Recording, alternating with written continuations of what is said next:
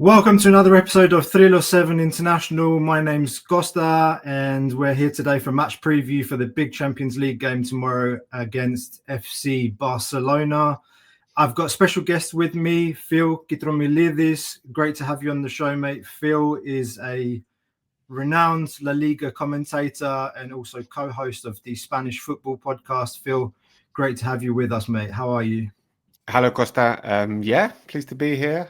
Looking ahead to what I think is going to be a pretty difficult game for Olympiacos tomorrow night at Montjuic. Never say never. There is always a chance. There's always a chance. And particularly with Barcelona at the moment, how they are, with the players missing, with the question marks about attitude and style, there is a chance. But yeah, it's a big ask against the reigning Spanish champions and last season's semi-finalists. All right, so that's already a very sobering kind of introduction. Olympiacos have got their work. I'm not going to lie to you. Yeah. It's going to be tough. No, but looking at the fixtures when the list came out, obviously disappointing to get a draw and not be able to win against Pafos in match day 1 of the Champions League. That was one we'd circled as 3 points. We need 10, 11, maybe 12 can get you through to at least the top 24. And realistically, Olympiacos' objective is to be in the running and be playing European football in February next season. To be 24th, I think, right? You'd take 24th right now. Even, mate. Look, I've said it many times before on the show. I think going from Conference League to Europa League was one step up, and I think we managed that really well. We were somewhat unlucky against Bodø Glimt, some bad defending over there in Norway. Couldn't adjust to the pitch, etc. Missed opportunities, injured players in the return leg, and we went out in the last 16. But could have been better. And Champions League is just something completely different. Personally, I think we made some panic moves in the summer as well, and to kind of get into the discussion about the team, Olympiacos isn't ready. You may have seen some comments as well from Mendilibar after the game against Larissa on the weekend. We dispatched them 2-0, but he came out in his post-match comments and he was saying, if we play like we played in the first half against Barcelona, we're going to eat eight goals. Verbatim, that was his statement. He also said that Larissa played better than us in the first half, which has caused some puzzling reactions from Olympiacos fans because we created the most chances we'd created in the first half. But a lot of that has to do with what he demands from our team in terms of the pressing scheme. So, that's kind of a short intro on where we are going into this game. I don't know if those statements really echoed or resonated in Spain. Like, has that been picked up at all by Spanish media? No, not yet, because they're just sort of they're just starting today to focus on Champions League, because obviously Barcelona played at the weekend and had a pretty dramatic win against Girona, where they needed a 93rd minute winner from Ronald Araujo, who is a big lump of a centre-back who they brought on to play as centre-forward, and he scored. So that was pretty dramatic. So no, they haven't really been focusing too much on this game yet. Can I ask you a question? Does Mendilibar speak Greek yet? No, man. No. I'm sure he's just because when you were saying is like, if we play like that, we will eat 8, and that sounded like that was like a literally direct. Yeah, that's you, right? Okay, yeah. That's me kind of literally translating the Greek way, you put it there. But no. I can ask another question as well. Does he play with? I mean, I am Greek. I sympathise. I'm a sort of, if I had the Greek team in Greece, it's Olympiacos, but I don't watch the games week in, week out, so I can't tell you. Does he play? Do they play with a really high line, Olympiacos? Because in like Mendilibar was sort of characterised as that. His teams in Spain defended really, really high up the pitch. Yeah, so it's a press, high press scheme with press traps with the 2 centre midfielders. Santiago Heze is a very important piece in there. He's very good at kind of intercepting in the passing lanes, and in Greek you say Michanagi. He's bionic. He doesn't stop running all game. He's a player we bought in from Huracan from Argentina a couple of years ago.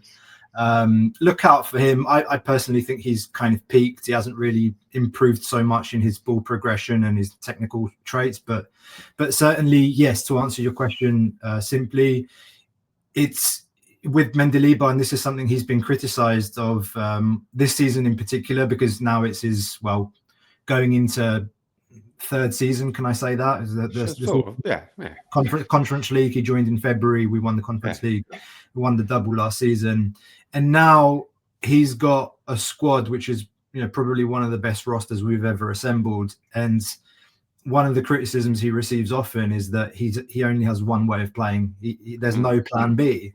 And this was a question we were thinking about going into the Arsenal game, because we're thinking, okay, are you really going to go to the Emirates and play against last year's semi-finalist and play a high line against Arsenal with the risk of getting absolutely demolished by Ødegaard, Saka, Gyökeres, etc., etc.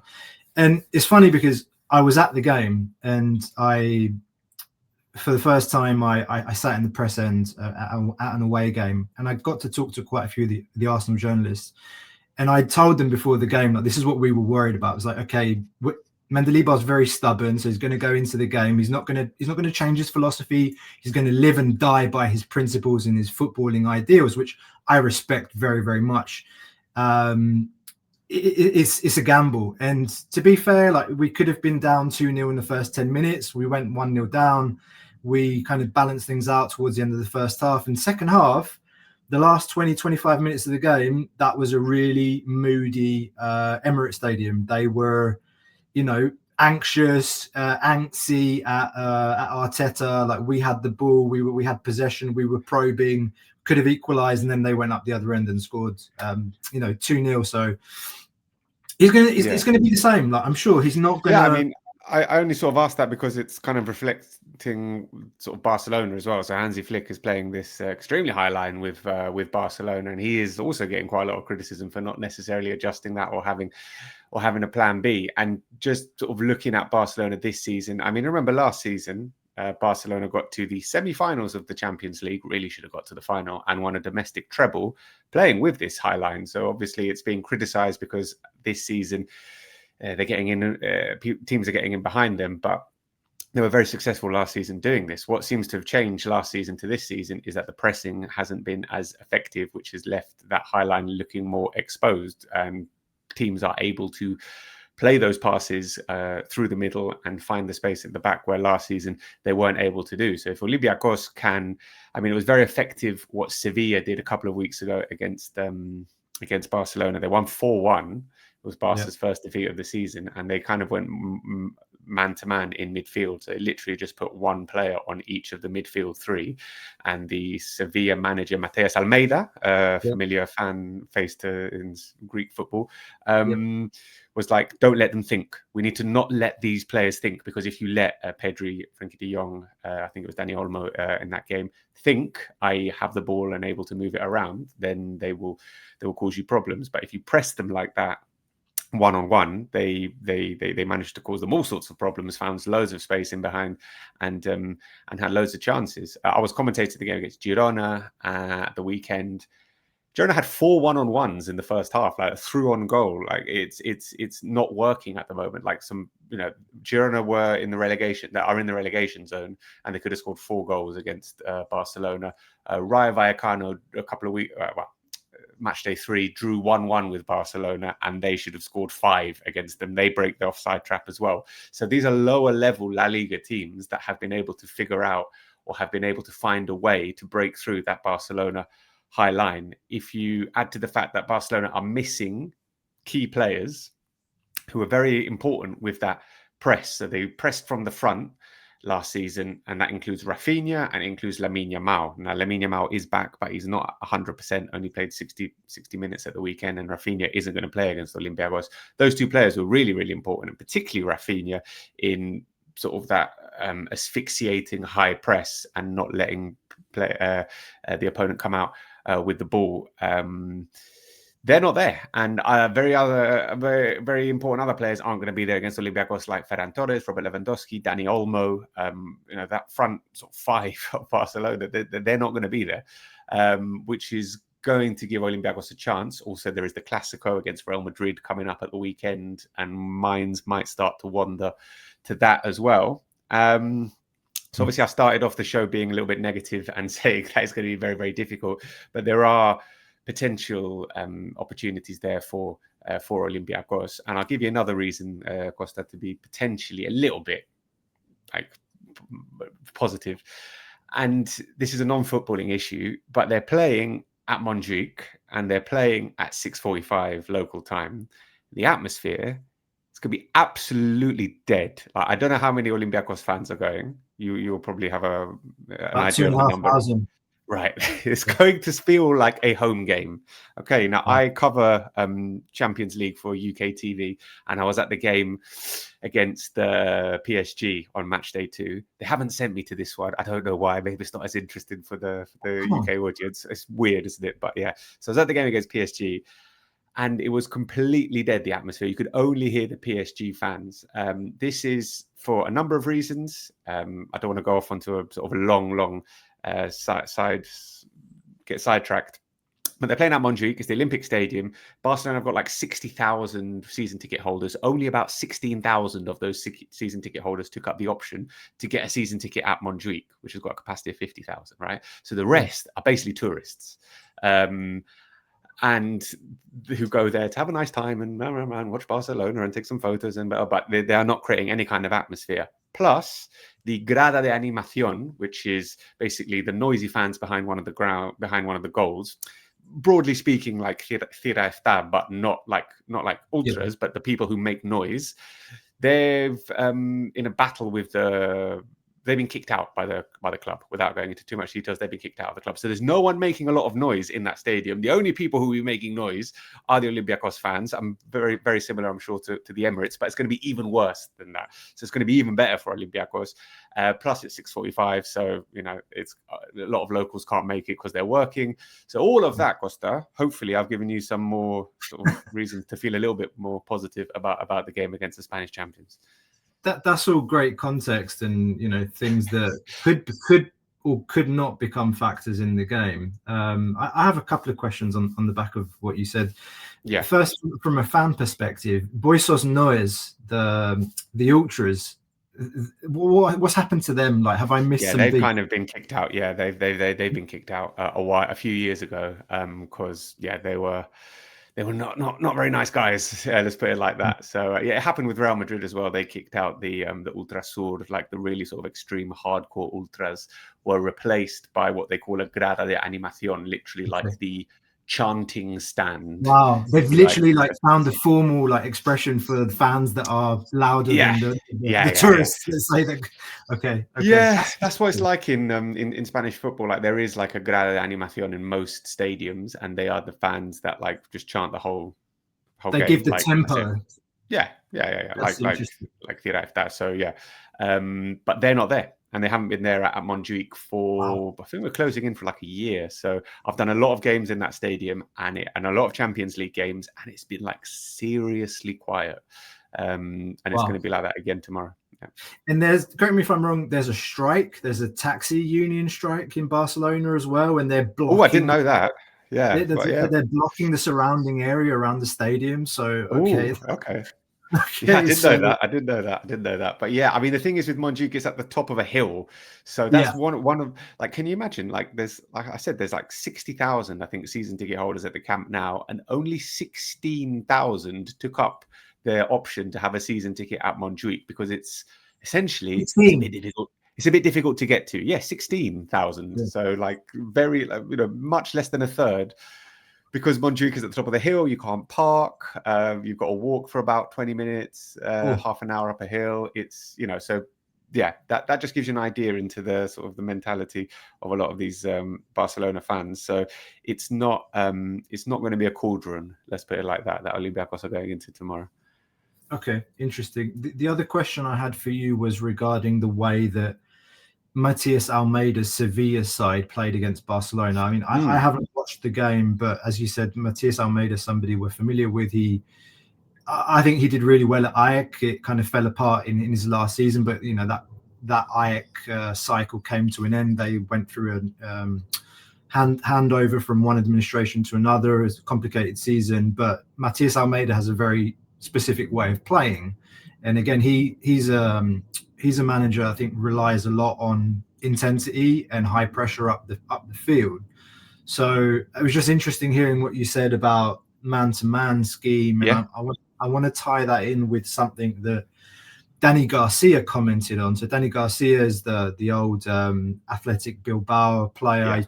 He's in Olympiacos for his second season now, renewed his contract, played under Mendilibar for 5 years. He was asked in an interview by Mundo Deportivo, which is out today. He said, I think he was asked, will you play a man-to-man scheme in midfield? And he answered, no, that's not the way that our manager plays. So that's not going to happen. But I wanted to ask you about that. And the other thing is, how did Sevilla create those opportunities? Was it really playing off, their striker playing off the last man, trying to break the offside trap, balls over the top, direct play?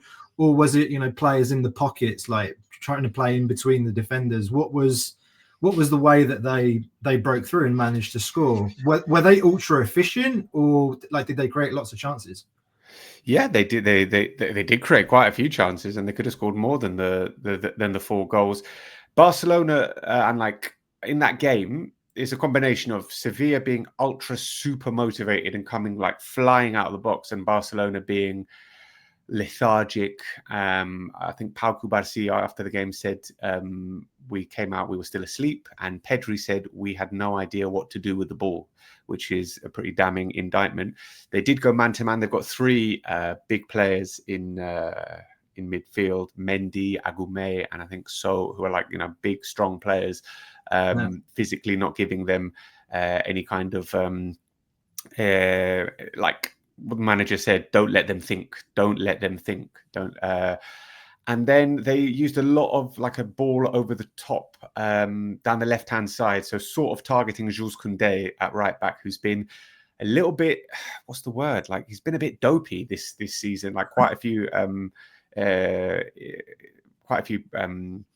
mistakes. There was more mistakes from him against Girona at the weekend. So I'm not sure who's going to play left wing for Olympiacos down that side. But if it is Jules Koundé who's playing right back, then there might be opportunities down that side, and Sevilla constantly attacked down that left hand side and tried to get in the space behind Jules Koundé. But yeah, it was just a really strong performance. And Matias Almeida, I had predicted, I think maybe he wouldn't make it till Christmas. Sevilla manager. Sevilla is just an absolute basket case of a club at the moment. He's the 11th different man to take charge in the last 9 years, which I know for Greek football is, almost par for the course at certain clubs, but it's a big turnover to have 11 different guys in charge in 9 years.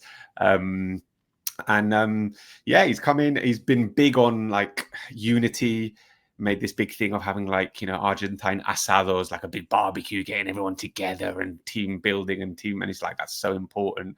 It was a really strong performance. They lost at the weekend against Mallorca, Sevilla, by the way, 3-1. They were 1-0 up and conceded 3 goals in 10 minutes. So they've got work to do still. But yeah, that win against Barcelona was a big one, and it was kind of the blueprint of how to beat them, I think. Okay, that's super insightful. Now that makes me think about Olympiacos' lineup, and maybe we can ask you what are you expecting tomorrow from Barcelona in terms of how they line up? You mentioned earlier they obviously have the Clásico on the weekends. We're playing Ajax at home as well, but our game's on Sunday. So there's the Clásico. Clásico's on Sunday as well. Yeah.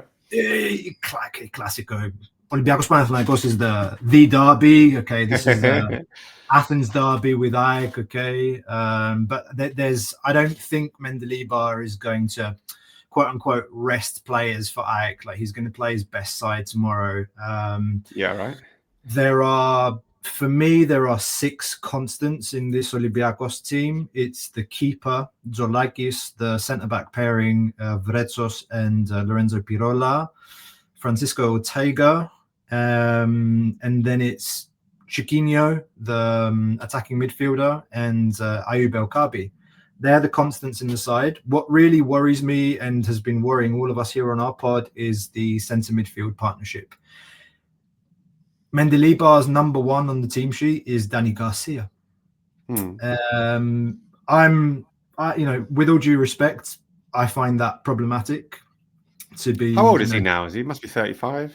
Mate, it's not even like, okay, the age, yeah, he's 35, but he's keeping a player like Christos Mouzakidis, one of the biggest talents Greek football's produced over the last decade or so. He's taking minutes away from him, and he's limited at what he can do. And I can just see a scenario in which Danny Garcia trying to mark Frankie de Jong or Pedri in midfield is just asking for a yellow card within 10 minutes. If you're a betting man, go and bet Danny Garcia yellow card in the first half tomorrow for a sure bet. And he's going to be on his toes all the game. And the lack of creativity has been an issue for Olympiacos. And that's just to give you a little bit of I think that's our biggest problem. You can't. It's hard to go into a game against Barcelona and you ask me, okay, what's your midfield partnership? So I don't know what our midfield. Well, the manager doesn't know yet. He's probably going to start with Heze and Danny Garcia tomorrow, with two midfielders, not three. So what's Barcelona going to do tomorrow? How do you think they're going to line up? Yeah, I mean, they have been, I'm not going to say decimated by injuries, but I think they've got 7 players out. They certainly had 7 players out at the weekend. I was just checking now at the time of recording. Don't have any info on today's training session, but yesterday there was no Ferran, Rafinha, Lewandowski or Olmo, which is obviously bad news. They were without their first 2 choice goalkeepers in Joan Garcia and Ter Stegen, so Szczesny will play in goal, and there's no Gavi as well, who's out for a while, who could have helped with rotation in midfield, of which there has been very, very little. So Pedri basically plays every game. Frenkie de Jong basically plays every game. Good news for Barcelona is that Fermin Lopez is probably back, so he will play number 10, I would have thought. So Pedri, Frenkie de Jong, and Fermin, with Lamine, Marcus Rashford, and someone else up front, whether it's maybe Rooney Bardghji or maybe Ferran makes it. I don't know. But yeah, it's Barcelona missing some very, very, very, very important players in the final third, which is obviously good news. At the back, I think probably Eric Garcia and Cubarsí, although maybe Araujo, and Balde and Koundé. So yeah, I mean, I don't think they need to rest players for the Clásico because, as you said, it's on Tuesday and it's on Sunday, so there's plenty of time to recover. But what there isn't that much margin for rotation in midfield with Pedri and Frenkie de Jong. They've played a lot of minutes already. Pedri's played the most number of minutes this season. He was the player with the most number of minutes last season. He went and played with Spain and played 70 minutes in both matches in the recent break. So he's got a lot of minutes in his legs. Although he did come off in the game against Girona for the last 15 minutes or so.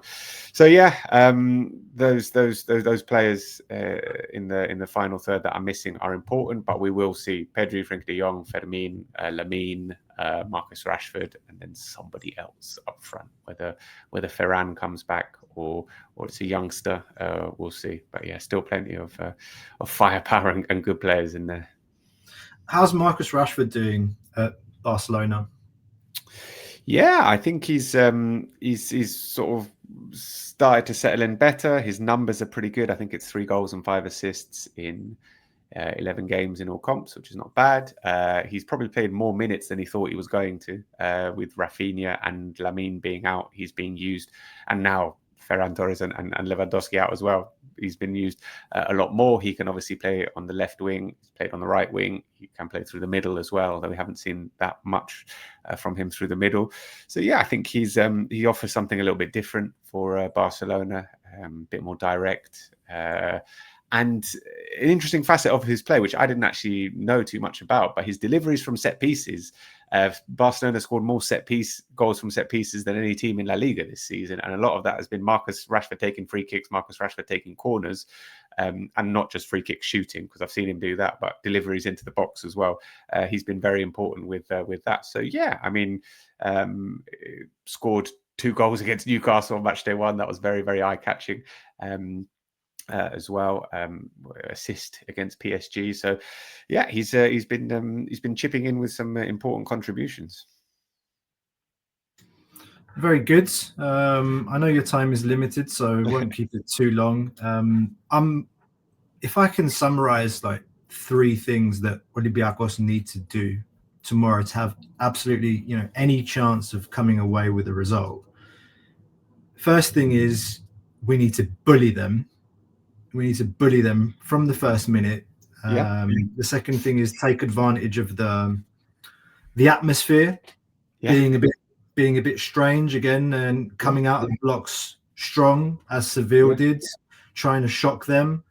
And the third thing is attack them down our left-hand side. Probably going to be starting with Daniel Podence out on the left. Very good player, one-on-one. He's not 100% fit. Didn't have a pre-season with his club out in Saudi. He's with us on loan for 1 season. But that's our biggest threat. He had a chance to score against Arsenal as well. Good chance that Raya tipped over the bar. So I think those are the 3 things really. If I can take from what you've said to us. Yeah, I would agree.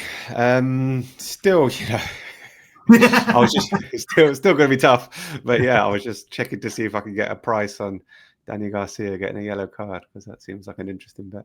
But yes, no, I mean it's going to be tough. But there's if you're going to face Barcelona, do it, with the team not being particularly convincing, missing loads of key players as well, others coming back from injury. It's not a bad time to be facing them, and the early kickoff as well will play into Olympiacos' hands as well in terms of the atmosphere being even deader. So I'm saying there's a chance. Let's see. All right, before we go, let's try and do something fun. As far as storylines go, there's a few storylines here with Olympiacos and Barcelona, and in particular, there's a lot of players that have played for both teams. I'm wondering, how many players can you name that have played for Barcelona and Olympiacos? I've got a starting 11 in front of me and the manager that's been manager of both teams. Manager should be easy, Phil. Manager should be easy. Oh my God. I wasn't prepared for this. I don't know, man. The only one I can think of is Rivaldo. Jesus, that's bad. Rivaldo's one. Valverde's the manager. Oh yeah, obviously Valverde's the manager. Valverde's a manager. I'm going to try and give you. I'm going to try. He properly loves Olympiacos still as well. Like he loves his time there. Whenever he speaks about it, he really, really loved it there. I'll help you. Okay. How recent? Is there anything more recent? Is there anything? This will be fun. I'm going to help you. Okay. So another one is a player that played for Olympiacos, went to Monaco, then went to Barcelona before going to Man City. Ivory Coast. Touré. Yeah, obviously. Yeah. Touré. The other one is another Brazilian international that was on the same team as Rivaldo. He's loved by Barcelona fans for always scoring against Real Madrid. Scored against Real Madrid for Olympiacos as well. Number 10, Luis van Gaal, got in a massive fight with him. And other players. Oh, no, I don't know, man. So Giovanni. Oh, of course. Oh, man. Giovanni. Yeah. Another one, Argentine international. Saviola. Bravo. You got Saviola. There's another one that was this one's difficult, maybe. Nigerian international that came out of Barcelona's academy, short winger. Haruna. Played for Ajax. Haruna Babangida. Oh, yes, of course. Haruna Babangida, yes. Yeah. It's a more obscure one. Yeah. French international, diagnosed with cancer, beat cancer twice, centre back. 20 number 22, left-footed, Eric Abidal. Eric Abidal. I'll tell you the rest, okay? So this one's very obscure. Goalkeeper, Urco Pardo. I don't think he ever played. Yeah. Did he ever play for Barcelona? No. He was in Cyprus for a long time. Yeah. Bravo. Yeah, he was at Abuel. I think he's actually got Cypriot nationality now. Yeah. Alberto Botia is another one. Ibrahim Afellay. Oh, wow. Yeah. And the other one is Danny. I think he's also Danny Garcia Lara, the striker. Yeah. He was bloody awful when we signed him. Was he? Yeah. Oh, wow. Yeah, so there's been quite a lot, hasn't there? And I got almost none of them. Yeah. Well, I'm not very good at these kind of games. So it's been, you got Saviola, though. You got Saviola, you got Rivaldo. Thanks, man. Thanks for making me feel better for getting the two most obvious ones. Appreciate that. Thank you. Yeah. Super. No, but Phil, thanks very much for making the time. It's been very insightful, and I think it's balanced. There's good news, there's bad news. Obviously, very difficult game tomorrow, but yes. This is why we're playing the Champions League, to live these moments, play against the biggest clubs in Europe, and compete and see what we're made of. So do you want to do a quick plug, like where people can find you on socials? We'll make sure to put that in the description below as well, so you can find do a podcast on Spanish football called the Spanish Football Podcast with a guy called Thrylos. If you're interested in what's going on in Spain, come and check that out. Spanish Football Podcast. Super. Thanks. If you've enjoyed this episode, don't forget to subscribe for more content. If you're interested in getting more, you can also reach out, check out our Patreon. All the information in the description below. Again, thanks very much. Good luck to Olympiacos tomorrow. We're going to need it, and we're going to need to do those 3 things that I talked about as well. And maybe the scouting team's watching this as well and can give some information. But yeah, thanks very much. We're Thrylos International, by the fans, for the fans. See you next time.